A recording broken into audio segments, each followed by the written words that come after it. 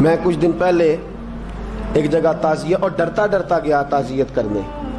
پرانے جاننے والے تھے, دوستوں کا رشتہ تھا, تو میں ایک ہی بیٹا تھا, تو وہ مجھے پتا چلا کہ ٹرین ایکسیڈنٹ میں انتقال کر گیا. تو میں ڈرتے ڈرتے گیا کیونکہ معاملہ مشکوک تھا.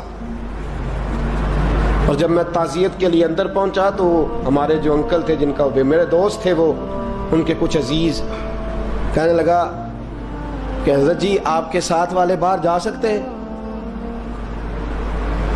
تو میں نے کہا چلے جاتے ہیں. میں دوستوں کو گاڑی میں بھیج دیا, اور جب میں نے اس سے بات چیت کی, کہنے لگا میرا بیٹا ایکسیڈنٹ تو میں نے بنایا ہے, وہ تو خودکشی کر کے مرا ہے. شادی کے 11 سال بعد خدا نے ایک بیٹا دیا تھا, اور مجھ سے غلطی یہ ہوئی, میں نے کہا میرے بیٹے کو تکلیف کوئی نہ آئے. اس کے منہ سے جو نکلا میں نے اسے دیا, جو اس نے مانگا میں نے دیا. کہتا ہے جو شخص 16,000 مہینے کا کمائے اور بیٹے کو 40,000 کا موبائل خرید کے دے, کہتا ہے میں نے ہر سہولت اسے دی. پھر ایک امیر کی لڑکی سے یونیورسٹی میں پڑھتے ہوئے اس کا تعلق بنا. بچی کے میسج بھی میں نے اپنے موبائل, اس بچے کے موبائل میں دیکھے, اور اس لڑکے نے جو میسج سینڈ کیے وہ بھی میں نے دیکھے. پھر میں گھر پہنچ گیا, میں نے بیٹے سے منتیں کی کہ بیٹا وہ ہمیں رشتہ نہیں دیں گے, ہماری برادری بھی چھوٹی ہے اور ہمارے جیب میں پیسے بھی کوئی نہیں. پھر میں ان کے گھر گیا, بیٹا نہ مانا, اور میں نے اس شخص کو بلا کے کہا تیری بیٹی کے میسیج ہیں, خدا را خیال کر, اور تیرے تو 7 بچے ہیں, میری گود میں تو ایک ہی پھول کھلا ہے, میں کدھر جاؤں, خیال کر. اس نے کہا دوبارہ تو نے نام لیا تو ایسے کیس میں باپ بیٹے کو پھنساؤں گا کہ ساری زندگی نکل نہیں سکو گے. نے کہا میں نے بیٹے سے کہا کہ بیٹا میں نے پگڑی تک رکھی ہے پر مجھے رشتہ نہیں ملا, تو باز آ جا. کہنے لگا 3 راتیں میرا بیٹا سویا نہیں, اور مجھے کہنے لگا حضرت جی وہ 4تھی رات سویا ہے تو دوبارہ اٹھا نہیں.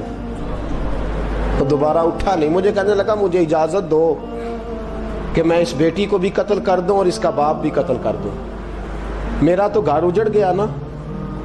وہ کہنے لگا میں کبھی کبھی دوستوں کے پاس جا کے رات گزار لیتا ہوں اور میں اپنے دل کو سکون دے لیتا ہوں, لیکن اس کی ماں اس کے جوتے سینے سے لگائے پھرتی ہے, اس کی اماں اس کے پرانے کپڑے لے کے سینے سے لگائے پھرتی ہے. کہنے لگا حضرت جی کوئی کوشش کرو, کوئی دعا کرو کہ اللہ مہربانیاں کرے.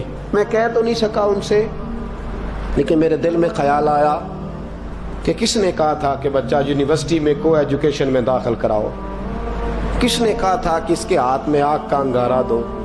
میرے دوست, آپ تیز آنچ تیز آگ جلا کے اس کے قریب مکھن رکھو, اور پھر مکھن سے کہو کہ ڈلنا نہ,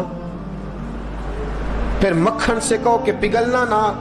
بھئی تیز آگ قریب جلا دی اور تو کہتا ہے پگھلنا, یہ کیسا ممکن ہے؟ ہو سکتا ہے؟ بولیے نا, ہو سکتا ہے؟ لڑکا اور لڑکی کٹھے کالج میں پڑھیں, ایک کمرے میں رہیں, ایک چھت کے نیچے رہیں, ایک دوسرے کو دیکھیں, نام جانیں, فون نمبر پاس ہو, اور پھر کہنا کہ تم عشق کا چکر نہ لڑانا, کیسے ممکن ہے؟ اور بڑے سیانے بندے کہتے ہیں حضرت صاحب اعتماد ہونا چاہیے اولاد پہ. میرے نبی پاک کو اپنی بیویوں پہ اعتماد نہیں؟ عبداللہ ابن مکتوم نابینے سے ابھی آئے ہیں تو حضور نے فرمایا پردہ کر لو. حضور کو اعتماد نہیں؟ مصطفیٰ سے پاک گھر کسی کا ہو سکتا ہے؟ فرمایا پردہ کر لو, نقاب ڈالو. سونے وہ تو نابینا ہے, فرمایا تمہیں تو نظر آتا ہے نا, ڈالو نقاب. یہ اعتماد ہونا چاہیے. یہ کیسا اعتماد ہے کہ تو تیز آگ جلائے اور مکھن قریب رکھ کے اعتماد کر, یہ کیسا اعتماد ہے؟ ایک حدیث سنانے لگا, زندگی بھر بھولنا نہ, دل کی تختی پہ لکھنا یہ روایت. توجہ ہے آپ کی؟ جاگ رہے ہیں؟ باہر والوں کو میری بات کی سمجھ آ رہی ہے؟ حدیث سنانے لگا ہوں, ابن حجر اسقلانی حدیث لائے ہیں. رسول پاک صلی اللہ علیہ وسلم نے فرمایا جہاں مرد اور عورت اکیلے ہوں وہاں تیسرا شیطان ہوتا ہے. یہ تو پہلے بھی سنے ہوں گے نا اتنے لفظ. اس سے آگے ہیں ابن حجر حدیث کے لفظ لائے. یا رسول اللہ صلی اللہ تعالی علیہ وسلم، مرد اور عورت اکیلے ہوں تو تیسرا شیطان ہوتا ہے؟ حضور نے فرمایا ہاں. عرض کی حضور اگرچہ وہ نیک ہو. جاگ رہے ہیں نا آپ لوگ؟ اگرچہ وہ جہاں مرد اور عورت اکیلے ہوں وہاں تیسرا شیطان ہوتا ہے. حضور اگر وہ نیک ہو لکھ لو دل کی تختی پر. میرے رسول نے فرمایا اگر عیسیٰ کی ماں مریم بھی ہو اور زکریا کا بیٹا یحییٰ بھی ہو تو میں ان دونوں کو بھی اکیلا بیٹھنے کی اجازت نہیں دے سکتا. فرمایا عیسیٰ کی ماں مریم جو رہی مسجد میں، پلی مسجد میں، جس کی پاکیزگی کا اعلان قرآن کر رہا ہے، عیسیٰ کی ماں مریم. اور فرمایا یحییٰ صرف نبی نہیں، نبی کے بیٹے بھی ہیں. زکریا بن یحییٰ. فرمایا اگر یہ دونوں بھی ہوں، ایک نبی ہو اور ایک ولی ہو، مریم اور یحییٰ بھی ہو، مریم اور زکریا بھی ہو، فرمایا میں ان کو بھی اکیلے بیٹھنے کی اجازت ہے. تو کس نیکی اور پرہیزگاری کی بات کرتا ہے؟ تو کیسا پیر ہے اس کے پاس تنہائی میں بیٹھ کے بی بی اپنا دکھڑا سنا رہی ہے؟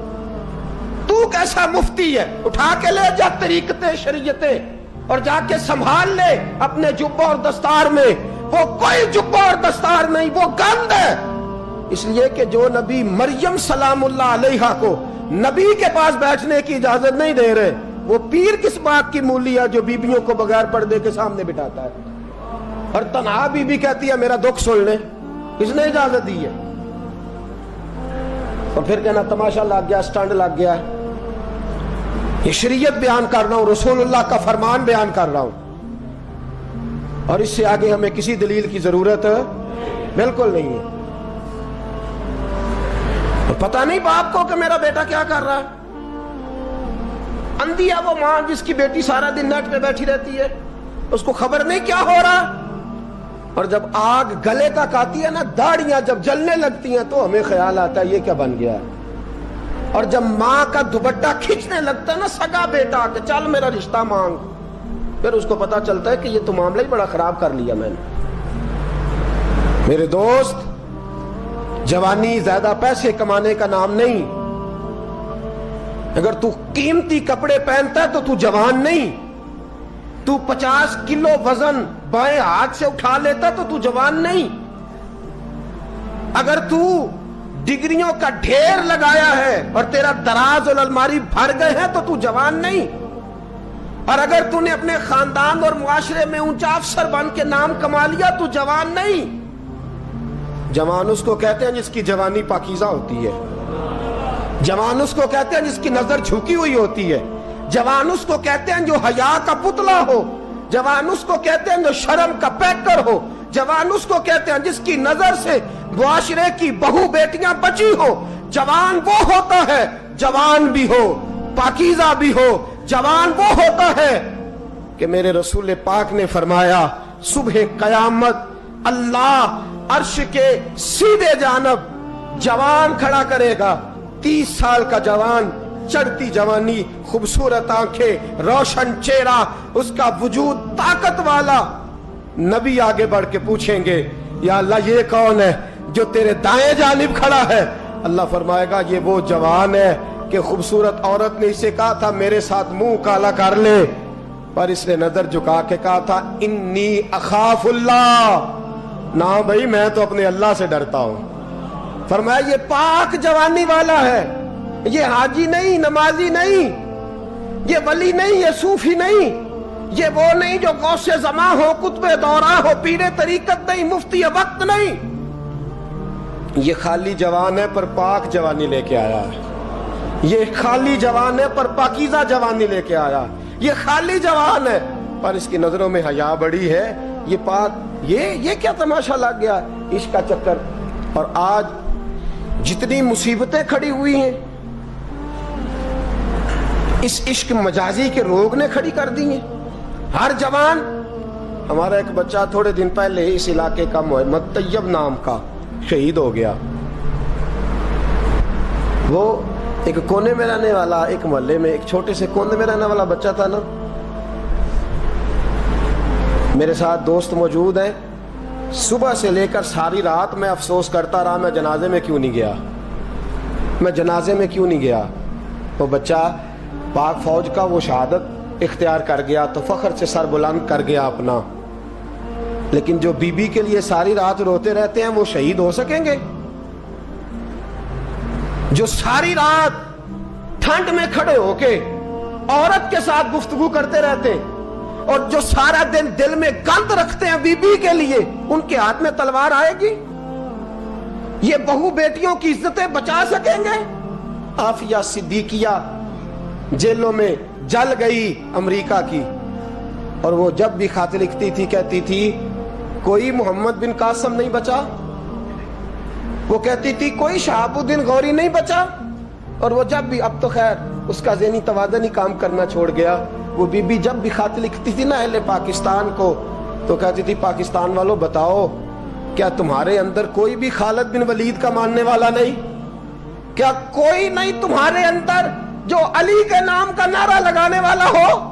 کوئی نہیں بچا جو فاروق اعظم کی سیرت کو فالو کرنے والا ہو. کوئی لاؤ جس کے ہاتھ میں تلوار ہو اور مجھے سمجھ آئے کہ یہ وہ ہے جو حسن اور حسین کا نام لینے والا ہے. کوئی نہیں بچا. اس لیے کہ گندگی دماغ میں, گندگی دل میں, گندگی روح میں تو اس کام کے لیے آیا تھا.